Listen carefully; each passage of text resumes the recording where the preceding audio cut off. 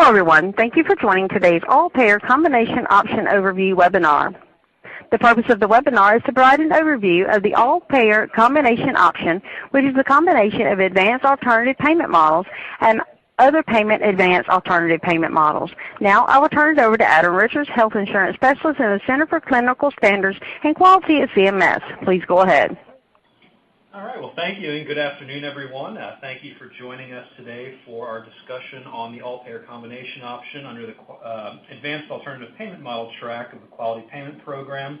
I'm excited to be joined today by several of our subject matter experts, including Dr. Henderson and Richard Jensen, both of whom will be leading the majority of our conversation on the all-payer combination option. Before diving in, I do want to level set a bit. The all-payer combination option is one of our newer components to the advanced APM track that will begin starting in the 2019 performance year, and Richard will cover that all in just a few minutes. But this is an opportunity that is generating quite a bit of interest from our clinician and stakeholder communities, and really that's why we wanted to offer you this webinar today, really as a refresher, if you will, to help you all understand the basics of the all-payer combination option and the means by which that you could participate if you're interested. Additionally, since our last event on all-payer way back when, we've really released some fantastic resources and additional information to help you all get started. Again, we'll cover that a little bit later in our discussion today. We'll spend a good chunk of our time today walking through the basics, and then we'll turn it over to all of you to ask questions toward the end. So let's charge forward to the next slide. Again, I've just briefly touched on our agenda for our discussion today. So we'll start with the basics behind alternative payment models and advanced alternative payment models. Then we'll move into our conversation on the all-payer combination option, which includes coverage on how we determine other payer advanced APMs and how we make qualifying APM participant determinations under the all-payer combination option. We'll then review some of those newer resources that I just mentioned and covers the resource page on qpp.cms.gov. And then we'll wrap up with your questions at the end. So to get things started, I'm going to turn it over to Dr. Corey Henderson to provide a bit of context on alternative payment models and advanced alternative payment models. Corey? All right, thank you very much, Adam. We can go to the next slide, please. I'm going to quickly touch on the alternative payment models.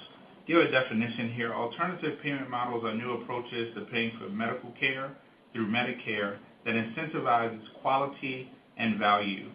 The CMS Innovation Center develops new payment and service delivery models, and specifically, we wanted to talk about how we got here. So there are four key components to MACRA that includes the APMs. The first is the CMS Innovation Center models. These are under the section 1115A, other than a Healthcare Innovation Award. The Medicare Shared Savings Program is also inclusive in the APMs. The demonstrations under the Healthcare Quality Demonstration Program, and also demonstrations required by federal law. Next slide, please. So with that background, it's important to note that advanced APMs are a subset of APMs.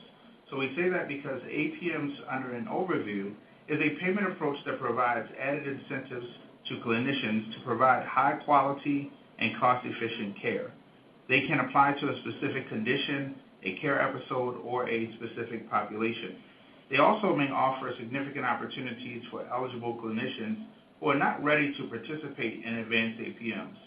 So again, an APM is the subset or the overarching, and the advanced APM is one of the groups under that overarching group of APMs.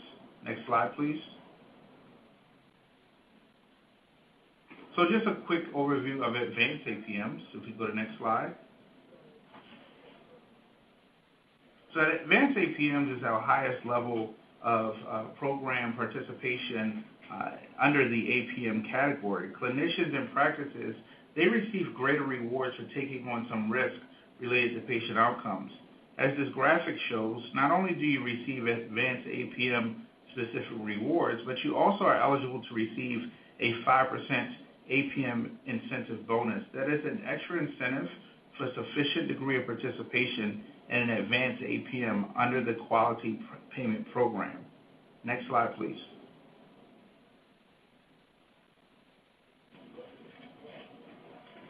So this is an overview just for you to kind of take a look at what we mean by extra incentives and the APM incentive bonus. The first one is if you're not in an APM, an alternative payment model, the incentive structure is a potential for a MIPS adjustment. You will be participating in the merit-based incentive program. If you're in an alternative payment model, but you're not in a MIPS APM or an advanced APM, sticking with the second column here, you have the MIPS adjustments, and you have the potential to participate and receive APM-specific rewards. That would be just for your alternative payment model participation.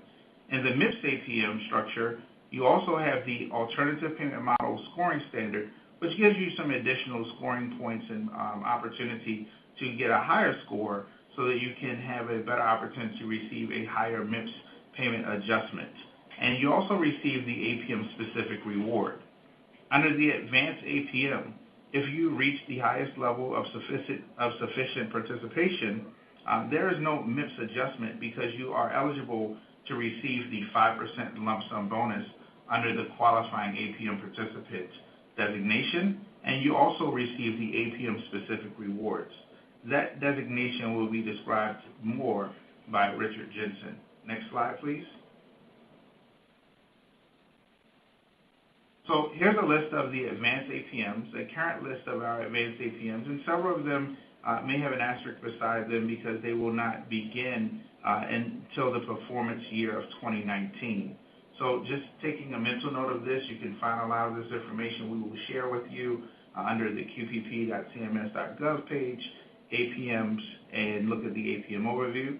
And as we continue, we will talk more about that at the end. I'm excited to announce to you, next slide please,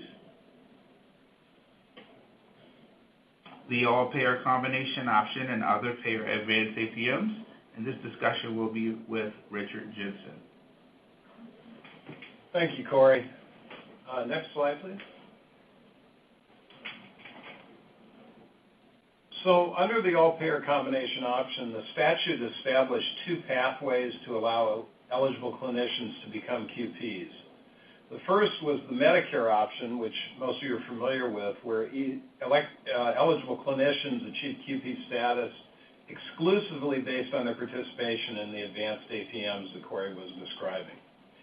And that is going to be, it has been in effect for 2 years now and will be in effect for all performance years.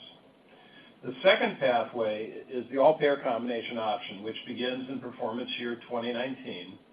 Eligible clinicians can achieve QP status through this option based on participation in a combination of advanced APMs and what we call other payer advanced APMs offered by payers other than Medicare. Next slide. The different payer types that may be considered non-Medicare have non-Medicare payment arrangements that qualify as other payer advanced APMs. They include Medicaid, Title 19, Medicare health plans, which is a broader group that's inclusive of Medicare Advantage plans, CMS multi-payer models, and this would be, for example, our partners in CPC Plus, a participating payer who's operating advanced APM in Medicare, but may have a similar payment arrangement in their own area. And finally, other commercial and private payers. In this first year, we've been working particularly with the first three and getting an understanding of what payment arrangements they have. Next year, we'll be including all of them. Okay, so now we're going to go to discuss what it means to be another payer advanced APM. Next slide. To be another payer advanced APM, the following three criteria must be met. And you should note these are similar, although not identical to the criteria for being an advanced APM under Medicare. First, it requires participants to use certified EHR technology.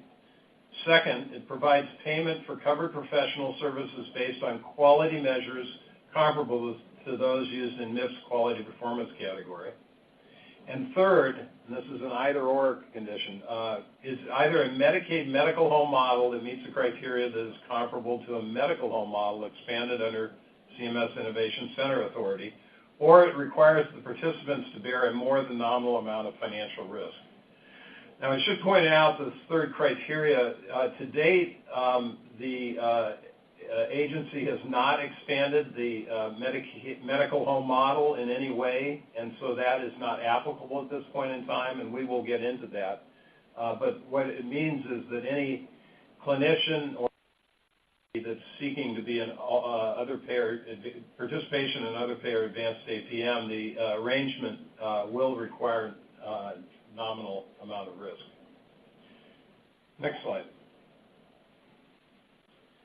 So our final rule established both an expenditure-based and a revenue-based way of assessing nominal amount standard that I've been speaking about within other payer advanced APM. For the expenditure-based nominal amount standard, the payment arrangement must include three dimensions of risk at the following levels. First of all, it must have marginal risk of at least 30%, a minimum loss rate of no more than 4%, and a total risk of at least 3% of the expected expenditures for which an APM entity is responsible under the APM. And you'll note that this is one place where we diverge from the advanced APM criteria. This is more complex criteria and standards for meeting the nominal amount standard. We also have a revenue-based nominal amount standard in which the first two dimensions are the same on marginal risk and minimum loss rate, and then we also apply this expressly to define the total risk in terms of revenue. This is an additional option and does not replace or supersede the expenditure-based standard. Next slide.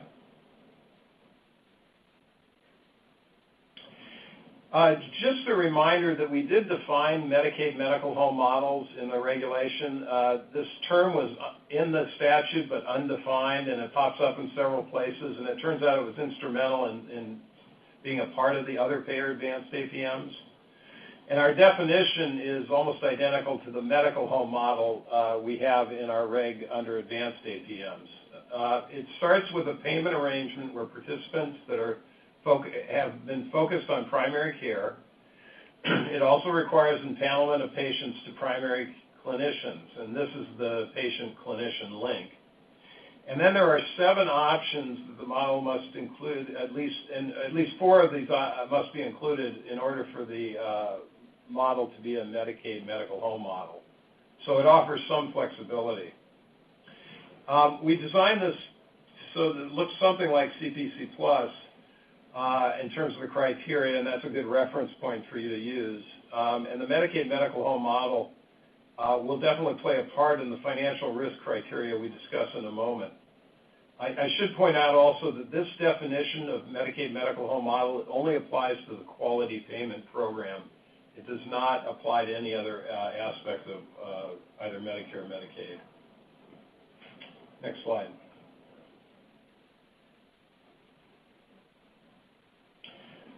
So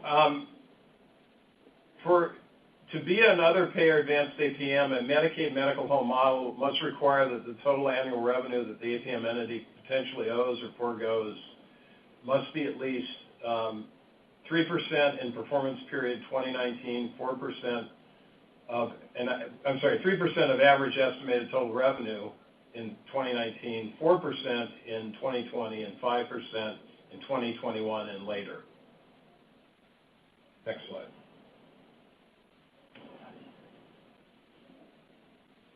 Okay, now I am going to be talking about the process for how other payer advanced APMs are determined. Next slide. So for each all-payer QP performance period, CMS is proposing 2 pathways through which payment arrangements could be determined to be other payer advanced APMs based on the information submitted by payers or eligible clinicians. And we're labeling these two processes the payer-initiated process and the eligible clinician initiation process. The intent of the payer-initiated process is to identify and publicize other payer advanced APMs prior to the all-payer QP performance period, so that eligible clinicians will have the most complete information available to them regarding their opportunities to become QPs. Now, in general, the payer-initiated process, which is voluntary, involves similar steps for each payer type, which I mentioned earlier, but is designed to align with existing processes for payment arrangements authorized under Title 19 Medicare health plans and payers with payment arrangements in our multi-payer models. The eligible clinician-initiated process will be after the QP performance period, except for Medicaid. And the process is similar across all ECs, eligible clinicians and payer types. I might mention the eligible clinician-initiated process could also be considered voluntary, but only in the sense that the whole all-payer option is voluntary. In other words, if a clinician is trying to seek out QP status, they really need to look into it. Next slide.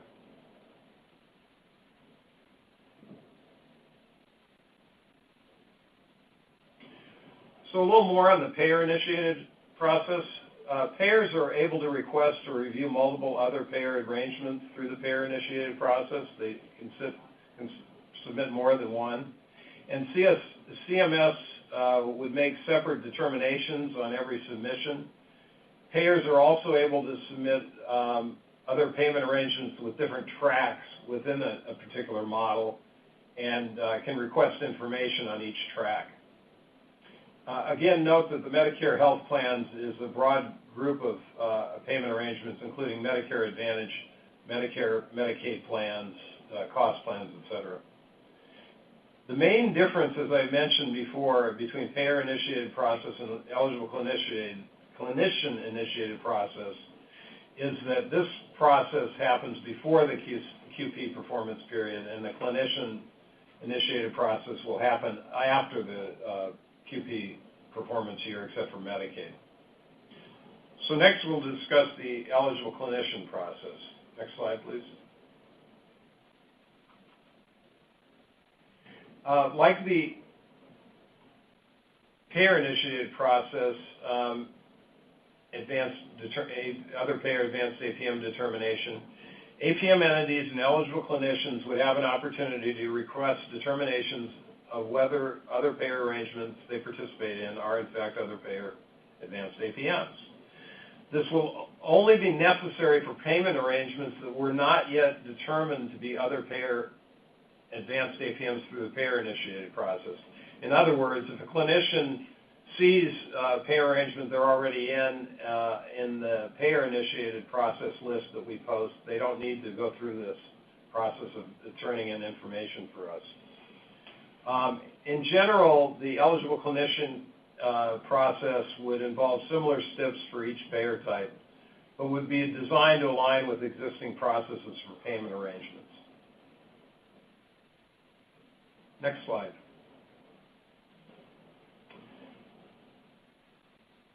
So this slide provides you the timelines for determination of other payer advanced APMs. The first row is showing you our timeline for Medicaid. And you can see that for Medicaid, both the payer-initiated process and the eligible clinician-initiated process occur in the same year. And then this year, 2018, we've actually gone through much of this already. The submissions were made early in the year with a January through April deadline.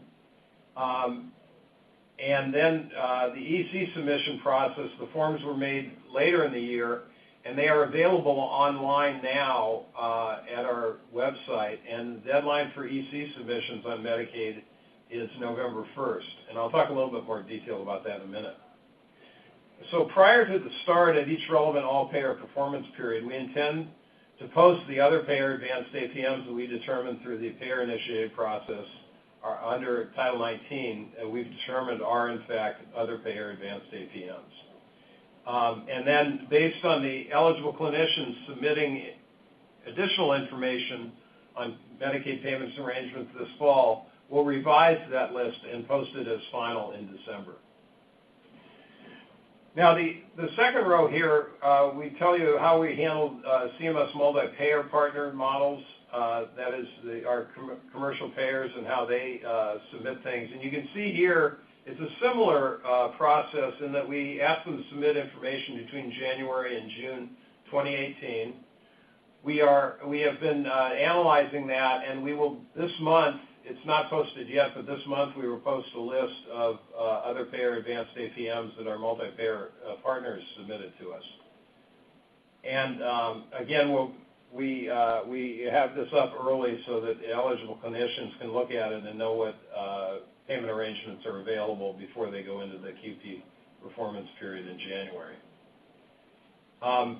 The eligible clinicians under multi-payer will have an opportunity in late 2019 to submit their payment arrangement that they want to see if they are other payer advanced APMs, and we'll revise the list again at that time. Next slide. I mentioned our Medicaid activity to date.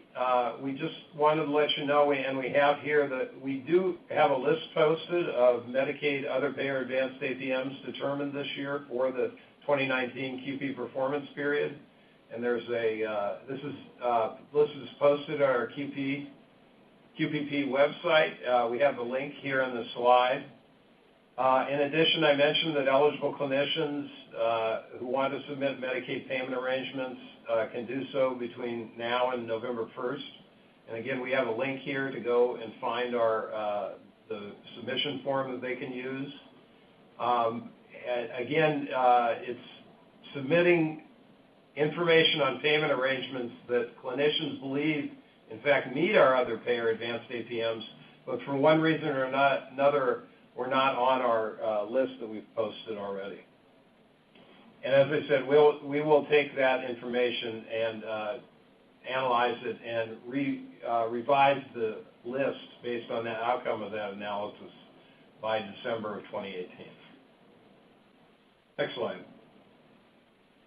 And so the last group I want to mention is the Medicare health plans, and I won't go into all the details other than to say in receiving input from the payer-initiated process, we did this in conjunction with the Medicare Advantage bidding process.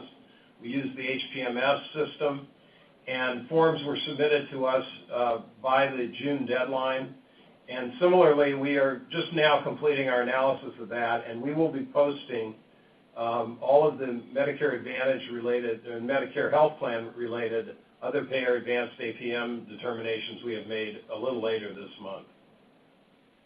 Similarly, eligible clinicians who are in Medicare health plans or Medicare Advantage plans that believe they have some additional payment arrangements to be recognized will have an opportunity towards the end of 2019 to submit those to us for our determination. Next slide. Now we are going to take a few minutes to discuss how QP determinations are actually made under the all-payer combination option. I've spent quite a bit of time here telling you how we decided whether or not these payment arrangements are in fact other payer advanced APMs. Now I want to tell you how we put it all together. And I should mention that the all-payer QP, the QP performance period is the period during which CMS will assess eligible clinicians' participation in APMs, advanced APMs, and other payer advanced APMs to determine if they are QPs for that particular year. And the QP performance period for each payment year under all payer is the same as the periods or snapshots, as we call them, under the Medicare option. That is, participation can be from January 1st to March 31st, January 1st to June 30th, or January 1st through August 31st. Next slide. So as we've already mentioned, the all-payer combination is first available next year, and there are 5 steps to doing a QP determination under this option. And the same steps with some differences apply to partial QP determinations. The first step is an eligible clinician must have sufficient participation in an advanced APM, a Medicare, for example, Medicare shared savings program, for example, or other model, within a certain band. And for example, the way we treat it is if an eligible clinician has less than 25% through an advanced APM, they would be ineligible to use the all-payer combination option for that year. In other words, participating in a Medicare advanced APM is a necessary condition to using the all-payer combination option. If an eligible clinician has at least 25% to less than 50% of his or her payments through the advanced APM that year, then the clinician is eligible for the all-payer combination option. And if an eligible clinician has at least 50% of payments through an advanced APM, they're already a QP through Medicare alone. So as you can see on the slide, the relevant piece, the relevant band for all-payer combination option are those clinicians and APM entities that are going to fall between 25 and 50%. The other two ends of the band don't matter. Next slide. So the second step is that if an eligible clinician requests CMS to determine his or her QP status through the all-payer combination option, CMS would need to know if they are in any other payer advanced APMs or not. And the eligible clinician would do a couple of things. One is, if they think they're in a payment arrangement that's not already on our list, they would submit the information on that payment arrangement and have us do a determination. And again, this is towards the end of 2019. Or if they see that they are in a payment arrangement that's already listed, they would inform us, in fact, that they are in one of those payment arrangements that's in our list. CMS needs information about all of the other payer advanced APM that a clinician may be in during this QP performance period. And so clinicians should keep in mind that submitting information about payment arrangements through the eligible clinician-initiated process is important, although it does not automatically get them to become another payer advanced APM. Next slide. Okay, so the third step, and this is similar to the Medicare option, CMS makes a QP determination based on both the payer amount and patient count method. CMS will calculate threshold scores under each method and will use the better of the two scores to determine the eligible clinician and whether they're a QP or not. So to make these calculations, in addition to needing to know whether which other payer APMs an eligible clinician is in, CMS also needs the payment amount and patient count information for both the other payer advanced APMs and arrangements that other payers are in that are not other payer advanced APMs. And they need to report this to us. They need to report it, the numerator, meaning the payment and payment arrangements through their other payer advanced APMs that are aggregated around the time periods I mentioned before. And then they need to give us the denominator of the ratio, that is all the other payment and payment patients through which they participate. So let me make this clear. The all-payer combination option is just that, all-payer. If a clinician submits information, they have to submit information for all of the payers they are receiving revenue from or participating with. They can't just pick the ones that have an innovative model in place, something we consider an advanced APM arrangement. In other words, cherry picking of the best payment arrangement is not how this is set up. The statute is very clear that it has to be a ratio of all the payers which a clinician is doing business with. Next slide. So step 4 is that with this information, CMS makes a QP determination, first under the Medicare option, generally speaking, at the APM entity level, and for the all-payer combination option, we would make the determination usually at the individual level, but we can do either. CMS will then calculate the threshold scores, the ratio I just mentioned, under both the payment amount and patient count method, and we will choose the results that are most advantageous to the clinician. I can go into some more detail on that if you need it, but that's our final calculation. We get a threshold score, and then we go through, as discussed in the next slide, talking about exactly how that fits into our decision making. So next slide. Oh, I'm sorry. Yeah, next slide.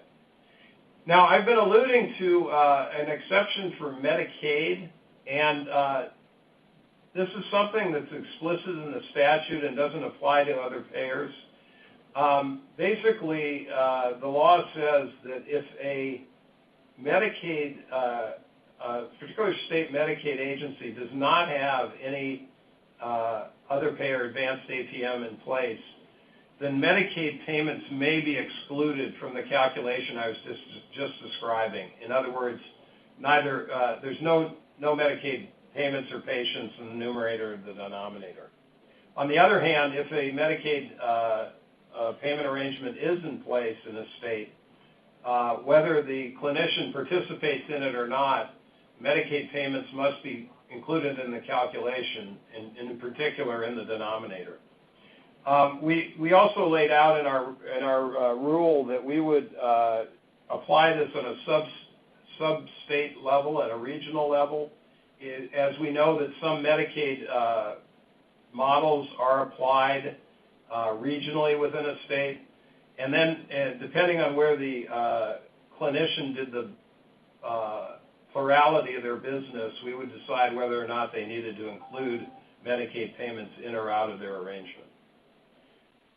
I will say that of the first group of state payment arrangements we received this year and determined to be other payer advanced APMs, they are all statewide, and the sub-state rule didn't come into effect. Next slide.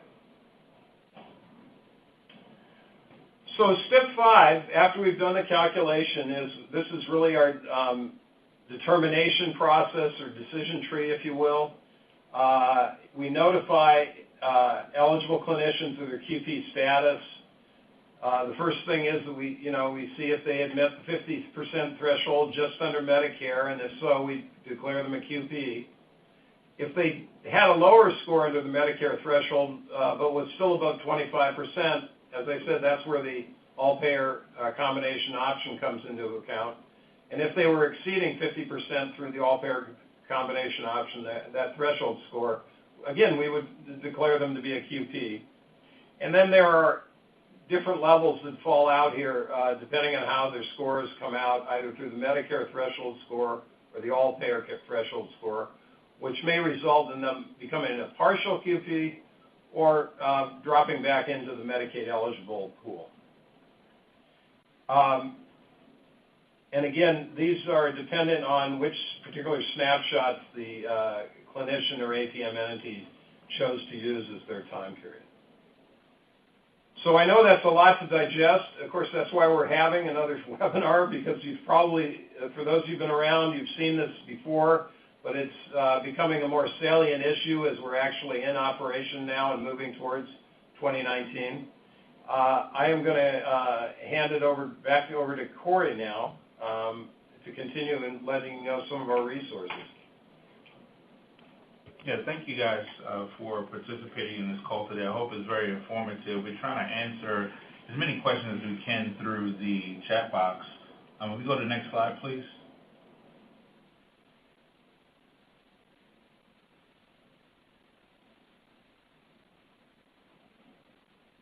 So if you can go to the next slide after resources, I believe. Yep. So just wanted to make sure you guys had an opportunity to take a look at this, because this is a primer for where you can find a lot of the questions and answers to what we're providing in the chat box.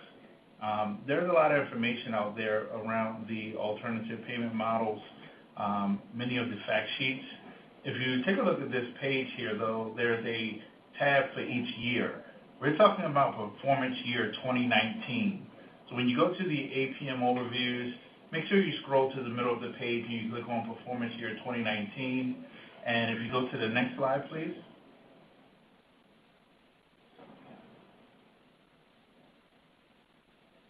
And at this slide, you'll find that there's going to be an opportunity for you to be able to get more information around APM policy. And next slide, please.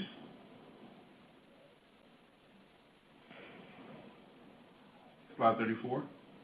And then as you get further down the bottom of the page, you'll find all payer combination option specific information.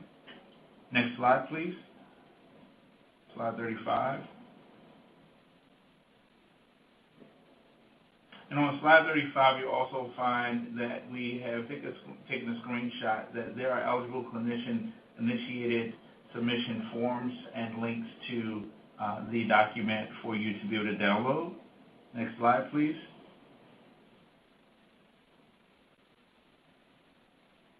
And in addition, there are resources that you can select the hot links here. Many of them you will find for a lot of the questions being asked today. The all-payer combination option glossary, which is about 3/4 of the way down on this page. And then the one right before that, the all-payer combination option and other payer advanced APMs FAQs. A lot of the questions and answers will be there. And if there are specifics around APMs, then this whole page will be very helpful to you as it relates to the all-payer and other payer combination option. But prior to that, the alternative payment model specifics.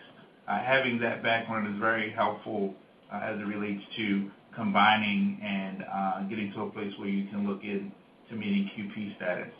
Next slide, please.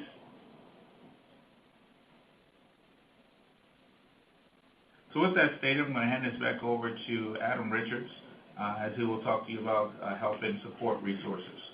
All right. Well, thank you, Corey, and thank you, Richard, for walking us through the all-payer combination options, certainly alternative payment models, advanced alternative payment models. I know it's a lot of information, so we're going to turn it over to you in about a minute or two, so this is your 2-minute warning, I suppose.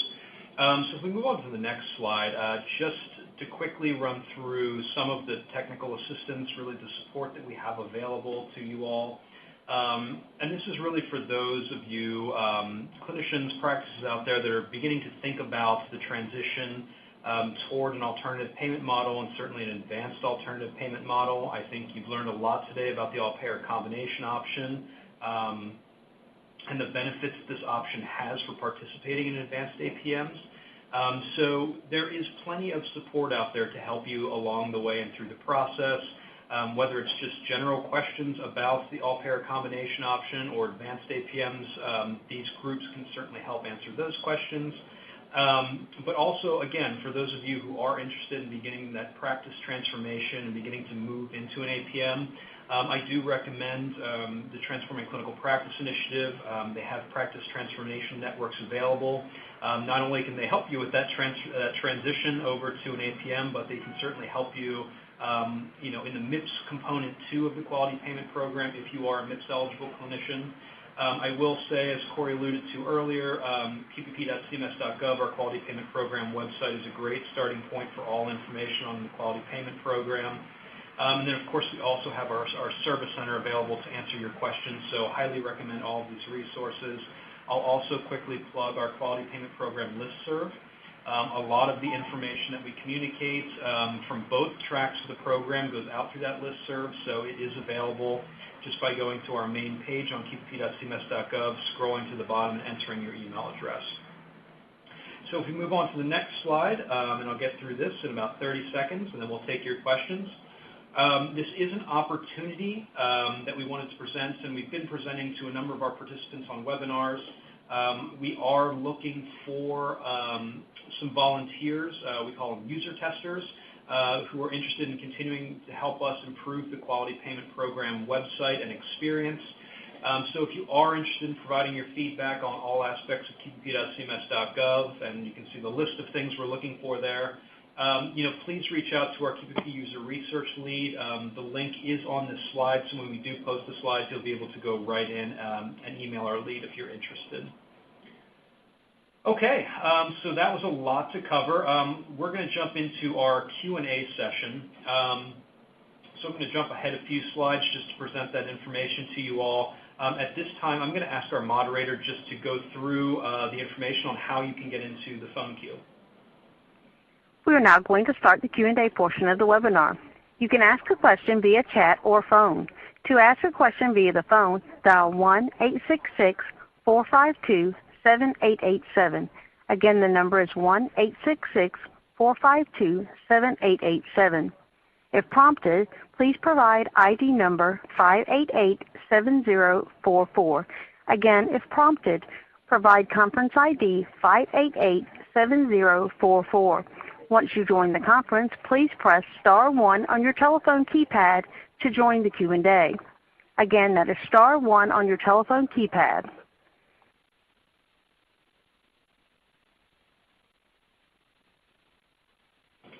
Okay, so we're going to give you just a couple of seconds to get into the phone queue. Again, directions are on screen. We are trying to answer a number of your questions that are coming in through the Q&A at this point. We do have some of our subject matter experts with us in the room. We know there are a lot of questions coming in. I think we're going to take a couple right now. So this is Adam Conway. I apologize. There's multiple Adams in the room here. And I'm just going to sort of queue up a question for Richard that reflects a couple of questions that I've seen so far, which is around what are the necessary conditions to access the all-payer combination option, including what kind of APMs a provider would need to be participating in to access this option. Well, I can answer. There's a couple parts to that. First of all, as I mentioned, it's only relevant for clinicians who are already in Medicare Advanced APMs, and in fact, at least participating at the 25% level. So that's one part of the answer. The other part of the answer is what is the criteria for an other payer advanced APM?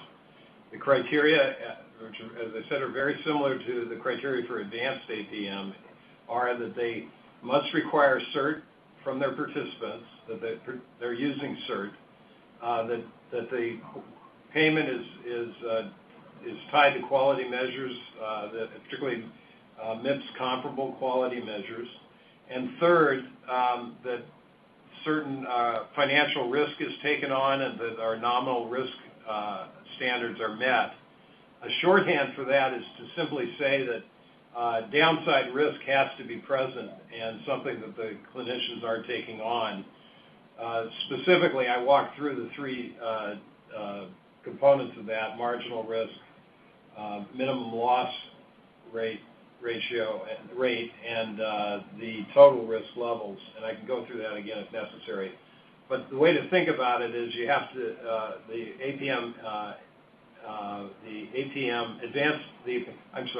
the payment arrangement must meet those three criteria in order to be an other payer advanced APM.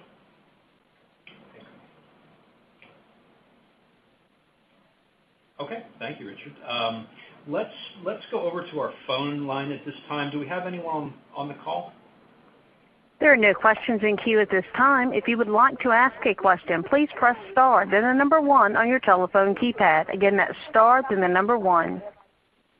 Okay, and so with that said, we'll return back over to our Q&As, our chat, because we do have a lot of good questions coming in. Adam, do you have a few more? Sure. I've seen a number of questions around the type of risk that providers must take on in order to qualify as an other payer advanced alternative payment model. Specifically, some folks have asked about the definitions around marginal risk and minimum loss, total risk, and so on. Richard, I don't know if we want to ask our moderators to go back to that slide, or if you just want to take that in. I can probably handle that. So, when we describe marginal risk, we're talking about after the amount by which there are losses, what proportion is the clinician taking on? And we say that it must be at least 30%. For example, if there's a $100 loss, the clinician would have to be responsible for $30 at least. And this begins with first dollar. So we're talking about a proportion. And some, in the marketplace, there are some arrangements where the marginal risk is actually greater than that. In fact, there's some capitation arrangements where it's 100%.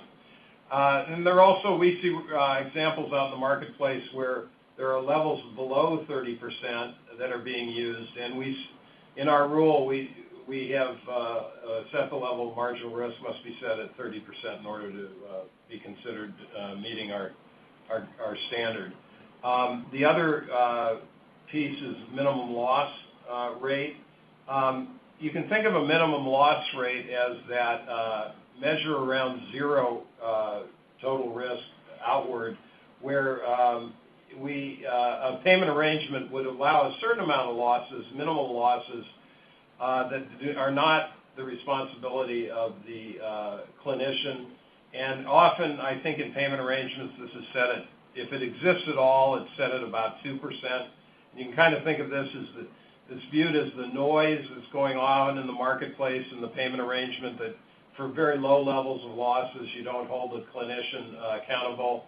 And we simply say that level can be up to 4%, and it meets our criteria. If it gets above 4%, we think that's too high.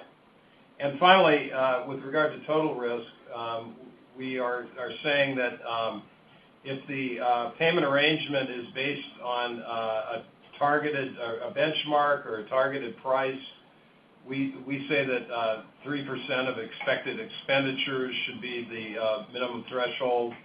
And if it's a revenue-based model of some sort that measures things in terms of revenue, that it should be at 8%. So that's how we draw up our three dimensions in terms of the nominal amount standard. All right, thanks, Richard. There's a question here that I can take while Adam and Richard look through some of the other questions in the chat box here. This question is regarding a physician who is already qualified as a QP, that's a qualifying APM participant. In other words, they've met or exceeded the thresholds that we've set. I assume here it's the case for 2018. They're asking if there's any notification that clinician needs to provide to CMS that they have met that threshold, or whether CMS will provide information to the clinician.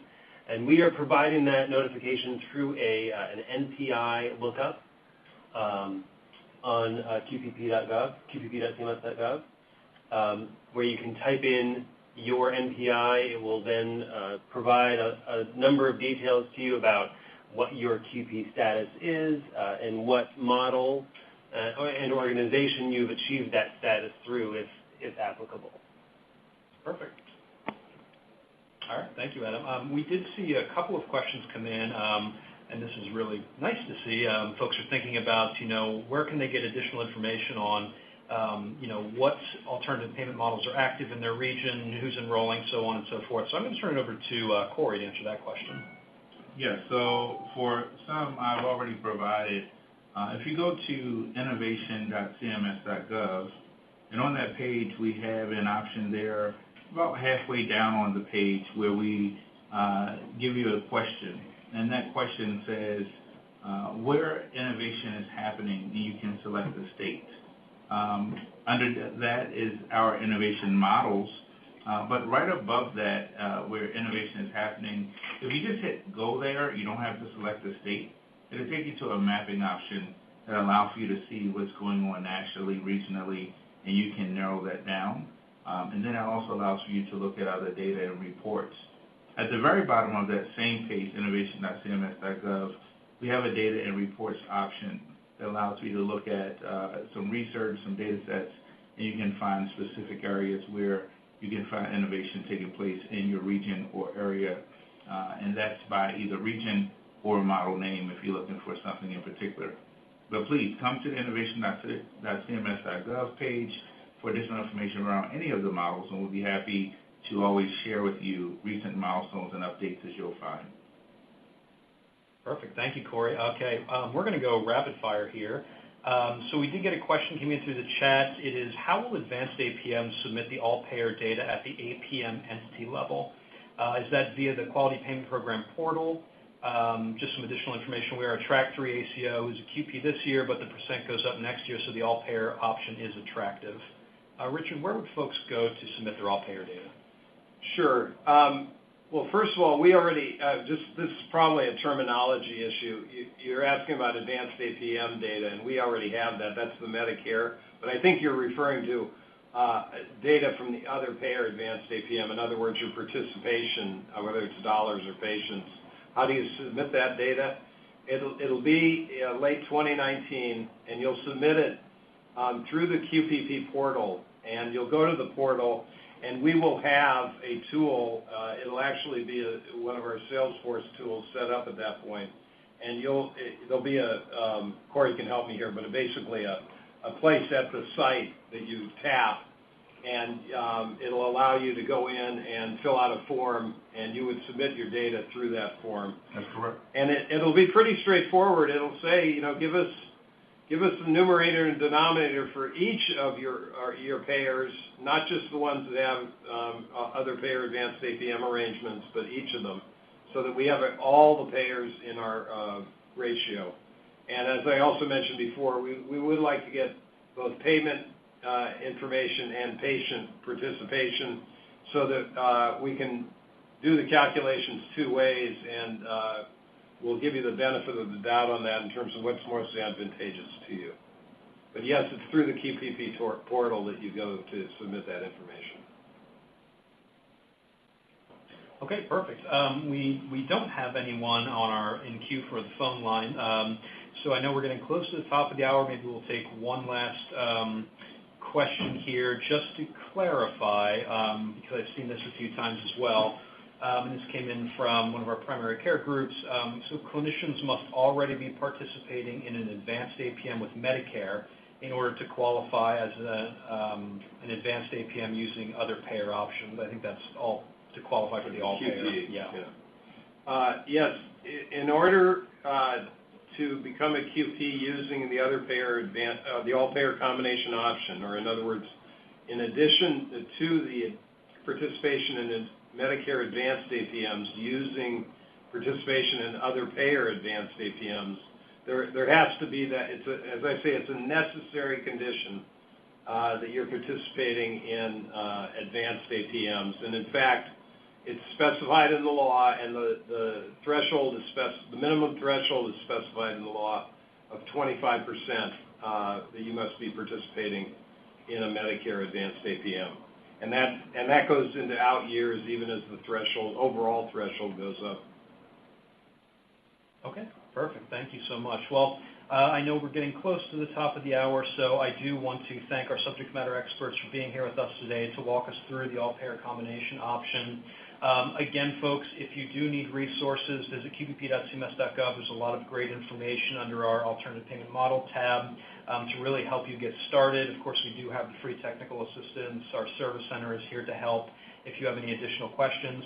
I'll also mention that we will post the recording as well as the slides in the coming weeks, so please be on the lookout for that. Of course, we'll communicate that through the QPP listserv, so if you haven't done so already, please sign up for our listserv. I'll also mention there are 3 slides included as an appendix to this slide deck. I encourage you to take a look at those because it does have some information about terminology related to APMs and advanced APMs. Some of the things that we were talking about here today, I think they'll really help you as you're working in the advanced APM track.